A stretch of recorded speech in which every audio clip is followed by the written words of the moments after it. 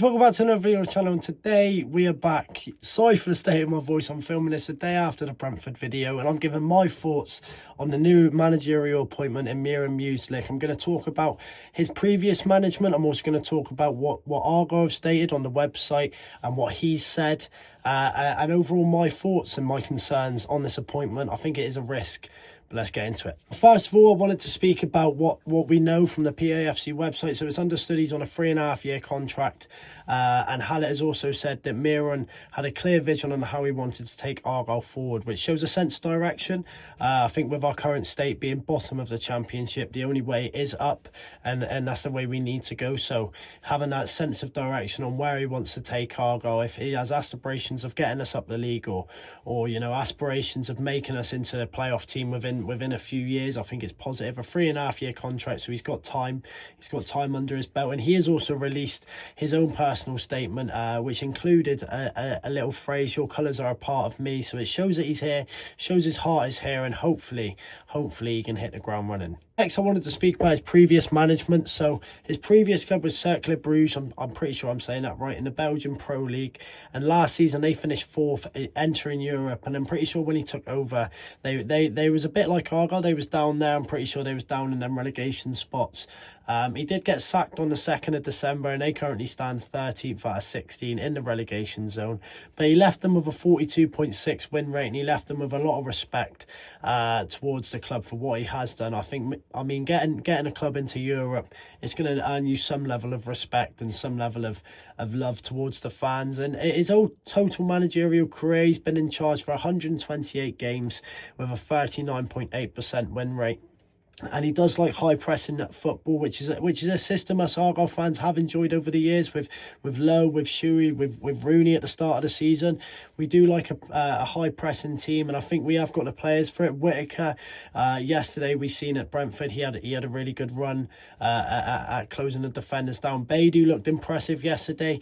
El Haj looked impressive. You know, we've got the players to run this high pressing system, and hopefully with Muslic, he can bring a couple more in. I think it is, without question, we need another centre half to replace Gibson, and possibly another striker, an out and out striker, which is going to go score us at least 10 goals for the rest of this season and hit the ground running, and possibly, you know, even more on top of that with the talks of Harvey going and him being out injured, Gray leaving, and Femi only here to the end of the season. I think we need to get a done deal on a attacker for a contract. I wanted to speak about his European management. I'm pretty sure this is the first time Argyle have ever had a manager from Europe. He's from Bosnia-Herzegovina. And, you know, we've seen teams in this league have that sort of, you know, they switch to a different option. QPR of Marty Cifuentes, if that's how you say his name, and Sheffield Wednesday with Danny Rao. Both teams having good seasons. Both teams gave their manager a little bit of time. I mean, Sheffield Wednesday last season was down and under by about this time. Brought in Danny Rao, and next thing you know, I'm pretty sure they currently sit 10th.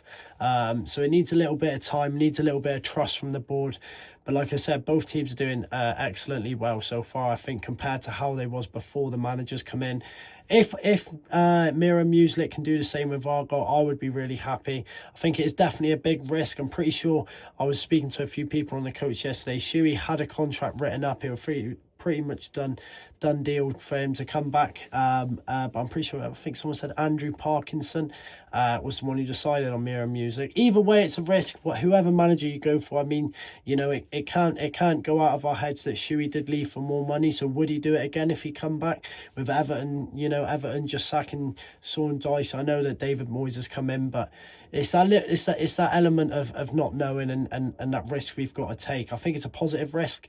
I think it's, you know, a change. When change is needed, we need change, and we need to explore new options. The transfer window is now open. We've got a little bit of money Simon Hallett has put into the club, so hopefully the board can back Muslic, get in who he wants. Like I said, I think definitely a centre half and possibly another striker. Victor Poulsen did play very well yesterday. I think there's, you know, he's had a bit of a tough season so far since coming in, and he hasn't really had the best of games, but yesterday he played very well. But it's positive times. Mirror Music comes in charge for 3 home games on the bounce. If he can hit the ground running, I think we need definitely 6 points out of the 9 available with Oxford, QPR and Burnley all coming down there. It's a huge opportunity for him to hit the ground running. Fans behind him on all 3 games. Tuesday is massive. Oxford at home. Obviously another relegation rival. If we can take 3 points there, it's a must-win 3 points. But with the confidence coming in after Brentford game yesterday, I think, what more confidence do you need?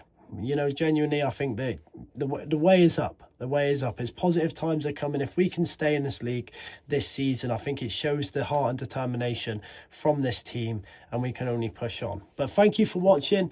Leave your thoughts on the new appointment down below, and let's have a little discussion. Let's keep it light-hearted. Let's keep it warm. And I'll see you Tuesday for hopefully the first home win in what feels like forever against Oxford, for the first game in charge for Mirror Music. Come on, you Greens.